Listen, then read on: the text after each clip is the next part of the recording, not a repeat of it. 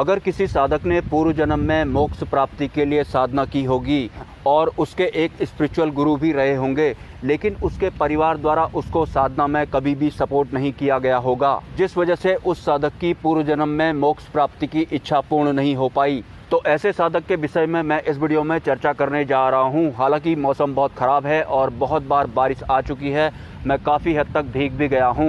Anyways, मैं बात कर रहा था एक ऐसे साधक की जिसने पूर्व जन्म में मोक्ष प्राप्ति के लिए साधना की थी, लेकिन उसके परिवार ने उसे कभी सपोर्ट नहीं किया। तो पिछले जन्म की साधना के दौरान हर वक्त उस साधक के दिमाग पर यह चलता था कि अगर मैंने इस परिवार में जन्म नहीं लिया होता तो मैं इसी जन्म में मोक्ष प्राप्त कर लेता। इसके साथ ही उसके दिलो दिमाग पर यह बात भी चला करती थी कि अगर मेरी इस जन्म में किसी भी कारण से मृत्यु हो जाती है और उसकी साधना अधूरी रह जाती है तो भूल कर भी वो इस परिवार में जन्म नहीं लेना चाहता, जिस परिवार की वजह से वो मोक्ष प्राप्ति के मार्ग पर ठीक तरह से नहीं चल पाया। मोक्ष जो कि ब्रह्मांड की सबसे बड़ी सिद्धि होती है, उसके जो साधक होते हैं उन्हें मृत्यु के बाद कहाँ जन्म लेना है इसका अच्छा खासा नॉलेज हो जाता है। मोक्ष मार्ग पे चलने वाले एक ऐसे साधक की जब मृत्यु हो जाती है उसकी साधना अधूरी ही रह जाती है, क्योंकि उसके परिवार द्वारा उसका सपोर्ट नहीं किया गया।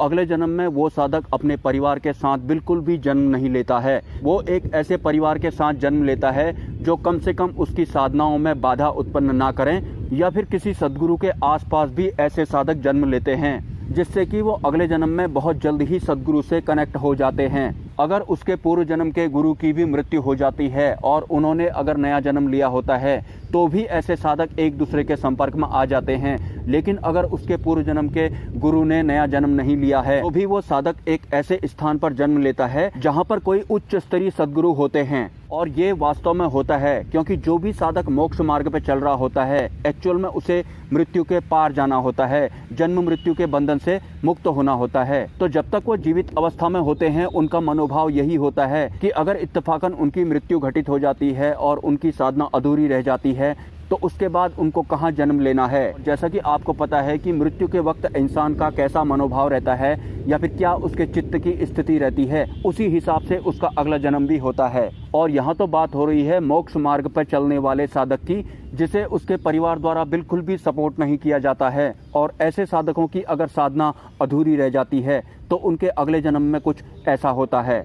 जब घनघोर जंगल में तेज बारिश हो जाती है तो मुझे इस तरह से पेड़ की आड़ में बैठना पड़ता है, छाँव में बैठना पड़ता है। ये एक पीपल का पेड़ है जो कि बहुत बड़ा है, देखो अक्सर मैं बैठता हूँ। अभी बंदर भी नहीं है इसमें, और दिन तो बंदर होते हैं। बारिश आ गई, पॉज मारना पड़ा मेरे को।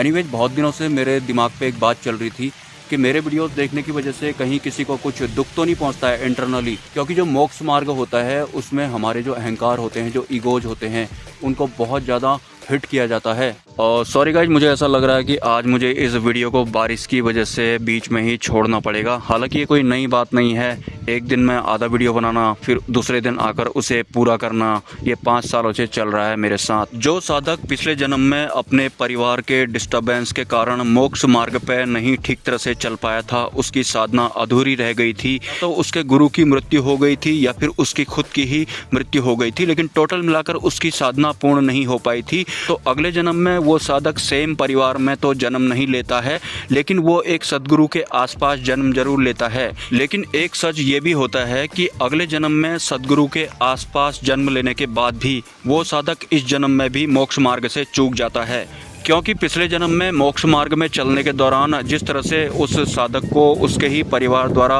परेशान किया गया होता है, लेकिन वो एक अपर लेवल का साधक रहा होता है, क्योंकि उसके पास ऑलरेडी साधना के विषय में या फिर मोक्ष के विषय में काफ़ी सारा ज्ञान पहले से ही होता है। तो इस वजह से अगर उसके सामने कोई उच्च स्तरीय गुरु भी आता है तो इतनी आसानी से वो उसे एक्सेप्ट नहीं कर पाता, क्योंकि ऑलरेडी उसके पास बहुत सारा ज्ञान हो जाता है। इस वजह से कोई सद्गुरु भी अगर उसके सामने आते हैं तो इतने आसानी से वो उन्हें अपना गुरु नहीं मान पाता है। उसे बार बार ये शक होने लगता है कि ये सद्गुरु तो है लेकिन पता नहीं ये किस लेवल का है। इस वजह से उसका जो अगला जन्म होता है कुछ इसी तरह से अगेन अधूरा रह जाता है, मतलब उसकी साधना अधूरी ही रह जाती है। और मोस्टली उसे पूर्व जन्म की साधना के बारे में ज़्यादा नॉलेज नहीं होता है, तो जब तक वो परमानेंटली किसी सद्गुरु से कनेक्ट ना हो जाए उसे उसका पूर्व जन्म याद नहीं आता है, या फिर उसके पूर्व जन्म की साधना के बारे में ठीक तरह से याद नहीं होता है। अगर आपके कोई सवाल हैं तो आप मुझे कमेंट कर सकते हैं, और अगर आप इस चैनल को सपोर्ट करना चाहते हैं तो इसी वीडियो के कमेंट सेक्शन में आपको एक UPI ID मिल जाएगा, स्वेच्छा से आप सपोर्ट कर सकते हैं, कोई ज़बरदस्ती नहीं है। मिलते हैं नेक्स्ट वीडियो में। ब्रह्मा विष्णु महेश, जय मां पराशक्ति।